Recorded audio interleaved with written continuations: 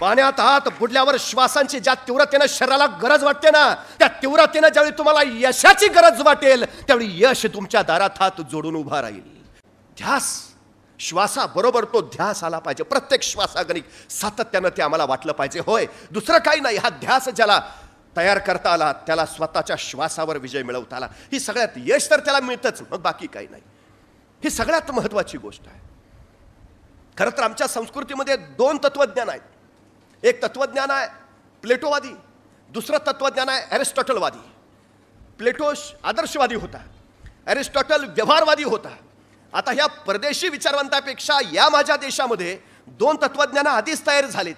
एक रामाचं तत्वज्ञान आहे आणि एक कृष्णाचं तत्वज्ञान आहे. राम आदर्शवादी होता आणि कृष्ण व्यवहारवादी होता. तुम्हाला या जीवनामध्ये जगताना रामनीती सुद्धा अवलंबायला हवी आणि कृष्ण नीती सुद्धा अवलंबायला हवी. हे जमलं तर तुम्हाला यशापर्यंत पोहोचता येतं. ही सगळ्यात महत्वाची गोष्ट.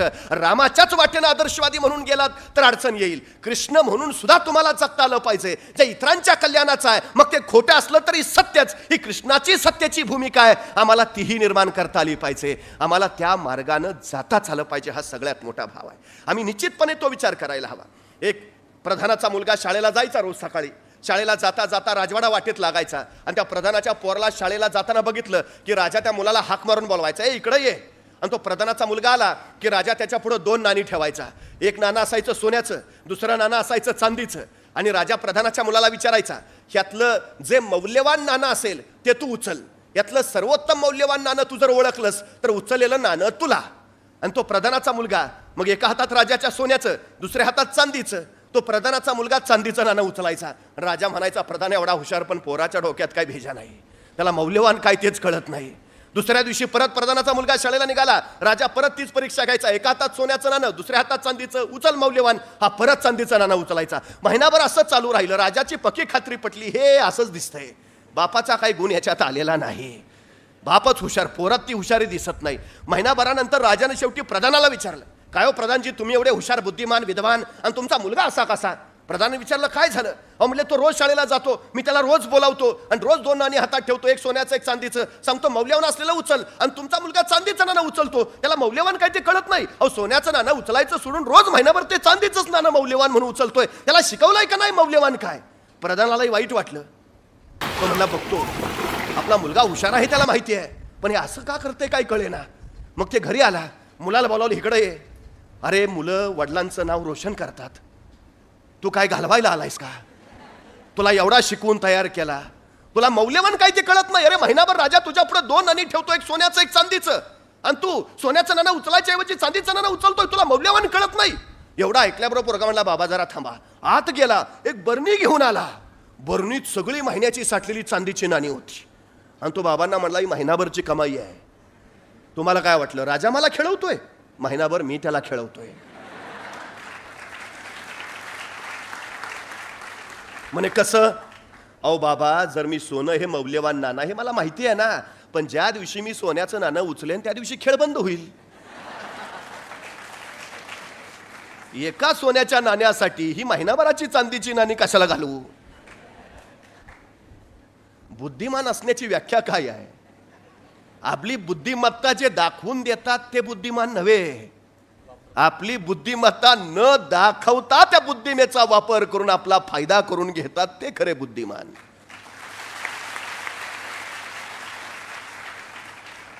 ज्ञानी माणूस फारसा बोलत नाही आणि अज्ञानी बोलण्याशिवाय दुसरं काहीच करत नाही. ज्याला अनुभव आहे तो फारसं व्यक्त होत नाही, ज्याला अनुभव नाही तो सारखाच बडबडल्याशिवाय शांत बसत नाही.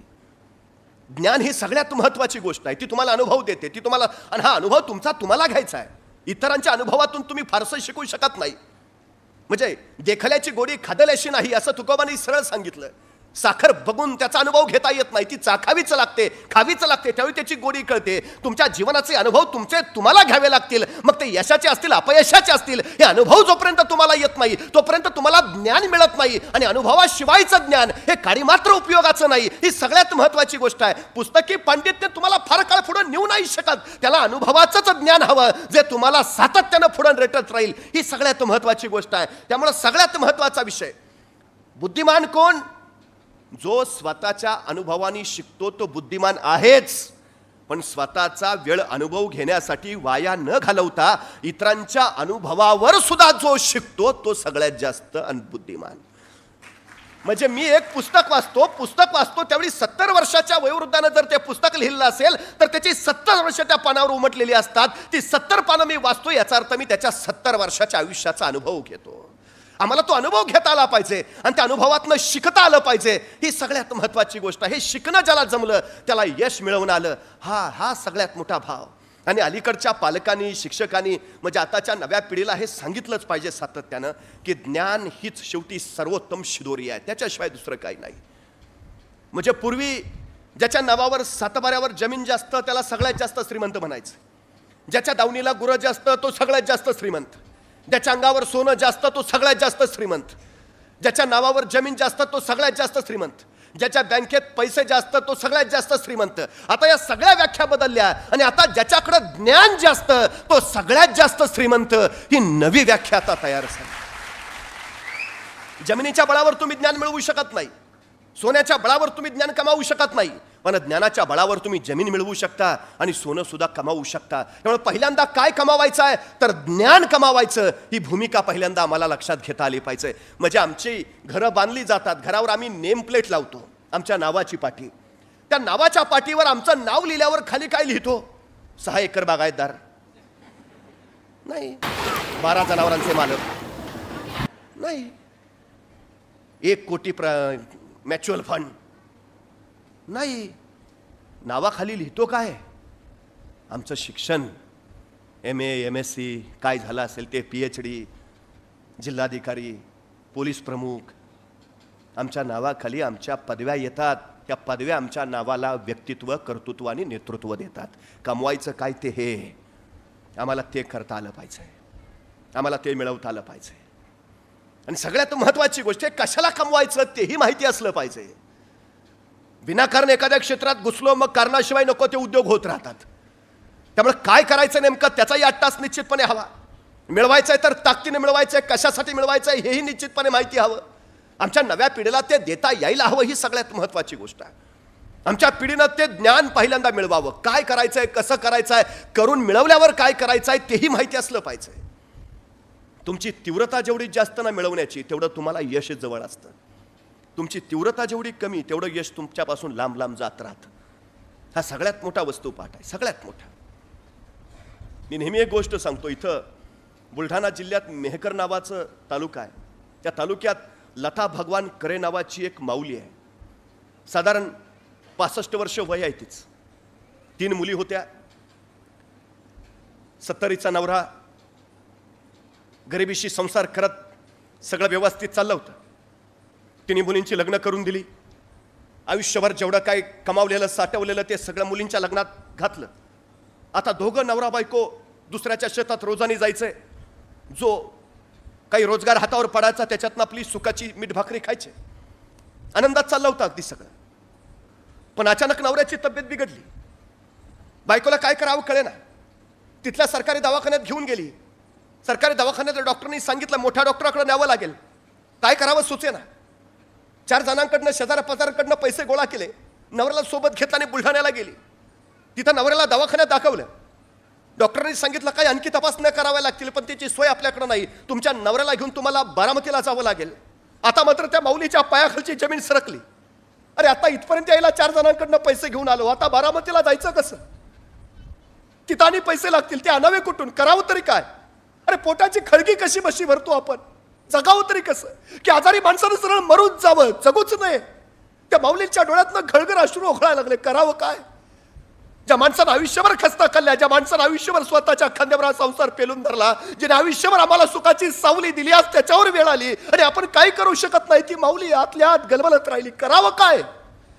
शेवटी परत आली. आणखी 4 जणांपुढे शब्द टाकला. मिळतील जुळतील तेवढे पैसे गोळा केले. नवऱ्याला सोबत घेतला आणि बारामतीला पोहोचली. डॉक्टरांच्या पुढे नवऱ्याला दाखवलं. डॉक्टरांनी तपासणी केलं आणि सांगितलं एक महत्वाची तपासणी करावी लागेल. आता मात्र तिचा धीर कचला. तपासणं तरी किती करता तपासण्या? तिने डॉक्टरला विचारलं, डॉक्टर ठीक पण खर्च किती येईल? आणि डॉक्टरांनी जो खर्चाचा आकडा सांगितला तिच्या डोळ्यापुढे दिवसा अंधारे आल्या. अरे कसं करावं तरी कसं? कुठून आणावे पैसे? न्यावं सरळ नवऱ्याला मर म्हणून सांगावं? करावं काय? आतल्या आत ढसढसत राहिली, बाहेर आली, त्या बाकड्यावर बसली, पदराला डोळे टिपत राहिली. कसं करावं, काय काय सांगू नवऱ्याला? जावं माघारी सरळ परत, मरू द्यावं नवऱ्याला असंच. आतल्या आत हमसत राहिली. थोडा वेळ झाला, डोळे पाणावलेले कोरडे झाले आणि त्याच बाकड्यावर पडलेला पेपर तिला दिसला. तो पेपर तिनं वाचला.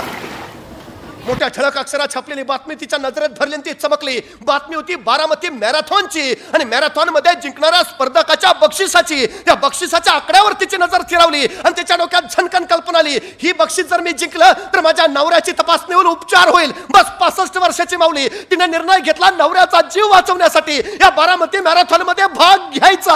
आणि ती 65 वर्षाची माऊली त्या मॅरेथॉनच्या तिथं पोहोचली.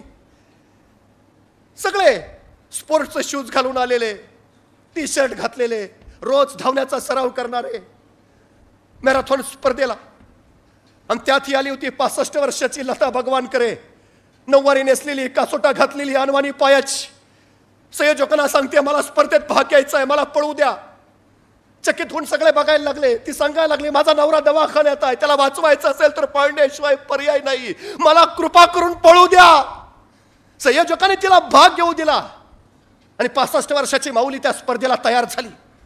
बघता बघता पट्टी पडली आणि मॅरेथॉन चालू झाले. बेभान बेभान होती लता भगवानकरे पळत राहिली. आजपर्यंत रोजचे रोज कसलेले सराव करणारे धावपटू पळत आहेत आणि त्यांच्या बरोबर पळती 65 वर्षाची नऊवारी घातलेली, कासोटा नेसलेली लता भगवानकरे. डोळ्यापुढे फक्त नवरा दिसतोय, त्याच्यासाठी पळायचंय, त्याला वाचवायचंय, त्याला जगवायचंय, बस जिंकलंच पाहिजे, जिंकलंच पाहिजे, दुसरा पर्याय नाही. बेभान बेभान पळते. आतापर्यंत पळली होती रानात जनावरांच्या माग, आतापर्यंत पळली होती संसारला ठिगळा लावताना, आतापर्यंत पळाली होती संध्याकाळचे 2 घास कमावताना.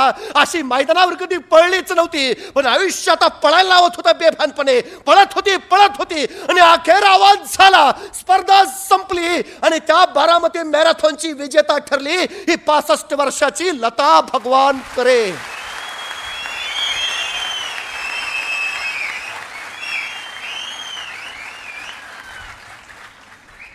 वय वर्ष 65, नऊवारी नेसलेली, कासोटा घातलेली, अनवाणी पायाची. तिच्या यशाचं कारण काय? इतर कसलेल्या धावपटूंसारखी ती वर्षभर मैदानावर सराव तर अजिबात करत नव्हती. त्या मैदानावरचे खडे टोचून आहेत म्हणून तिच्या पायात स्पोर्ट शूज सुद्धा नव्हता. साडीचा कासोटा पायात अडकून आपण पडू की काय अशी भीती सुद्धा तिला वाटली नाही. रोजच्या रोज कसलेले सराव करणाऱ्या धावपटूंच्या तुलनेत आपण टिकू शकू का हा प्रश्नही तिच्या मनात आला नाही. आपण आधी कसेच पळलो नव्हतो हेही तिला पळताना आठवलं नाही. तिला फक्त आठवत होता नवरा, तिला फक्त आठवत होता त्याचा आजार आणि तिला फक्त आठवत होता माझा नवरा जगवायचा आहे एवढाच विचार. बस जिंकण्याची तिची तीव्रता एवढी प्रचंड होती ना, ती तीव्रताच तिला यश देऊन गेली. तुमची जिंकण्याची तीव्रता किती आहे याच्यावर तुमचं यश अवलंबून आहे. किती तीव्रतेने वाटतं तुम्हाला? पाण्यात हात बुडल्यावर श्वासांची ज्या तीव्रतेने शरीराला गरज वाटते ना, त्या तीव्रतेने ज्यावेळी तुम्हाला यशाची गरज वाटेल त्यावेळी यश तुमच्या दारात हात जोडून उभा राहील. तेव्हा तोपर्यंत नाही. ही गरज फार महत्वाची आहे, ही तीव्रता फार. हे झपाटलेपण असतं, अफाट झपाटलेपण. त्या झपाटलेपणात यश मिळतं. तुमच्यात क्षमता नाहीत असं नाही, तुमच्यात कौशल नाही तर काय होतं त्या लता भगवानकरेमध्ये. आमची पोरं कारणं सांगतात, नाही जरा तो पुण्यात क्लास लावला असता तर झाला असतं. अहो ज्याच्याकडे खायचीच अवस्था नाही त्यांनी कुठून क्लास लावायचे? आमच्या दर्जी सरांसारखे काही सगळ्यांना सांभाळून जवळ करून गरीब पोरांना मार्गदर्शन करून पुढे नेणारे आहेत. पोचला तर पाहिजे तुम्ही त्यांच्यापर्यंत. ज्याला ती तीव्रता आहे ना त्याला सगळेच मदत करतात. पूर्वी आमच्याकडे सांगितलं जायचं, पूर्ण श्रद्धेनं जर तुम्ही एखादी इच्छा व्यक्त केली तर परमेश्वरच ती पूर्ण करण्यासाठी धावतो, तुम्हाला काही करावंच लागत नाही. त्या तीव्रतेनं सांगा, हो मला व्हायचं आहे, तुम्ही काहीच करायचं नाही, ती नियतीच तुमचं सगळं काम करून जाते. पण ती तीव्रता तरी दिसली पाहिजे. ही तीव्रता फार महत्वाची आहे, अफाट गरजेची आहे. ती पूर्ण झपाटले, पण कष्टाशिवाय काहीच नाही मिळत. यशाला शॉर्टकट नाही. आणि परत यश मिळावं म्हणून रिव्हर्स गिअर सुद्धा टाकता येत नाही. सुरुवात केली की केली, बस पोहोचलाच पाहिजे. हा येतील खरे वाटेत, पण खडे टोचतायत म्हणून वाट बदलू नका, माघारी तर अजिबात फिरू नका. थोडेसे नम्र व्हा, झुका वाका, टोचणारे खडे उचला, बाजूला फेका आणि पुढे चालत राहा. चालता चालता एखादा दगड आडवा येईल, आता दगड आडवा आला म्हणून सुद्धा वाट बदलू नका, माघारी तर अजिबात फिरू नका. सरळ त्या दगडावर उभा राहा, स्वतःची उंची वाढवून घ्या आणि पुढे चालत राहा. चालता चालता पुढे एखादा महाकाय डोंगर आडवा येईल, आता डोंगर आडवा आला म्हणून माघारी फिरू नका, पळून तर अजिबात जाऊ नका. त्या डोंगराला धडका मारायचाही विचार करू नका. थोडे शांत राहा, त्या डोंगराचा नीट अभ्यास करा, निरीक्षण करा आणि सरळ त्या डोंगराला वळसा घालून पुढे निघून जा. यश पुढे वाट पाहतंय तुमची.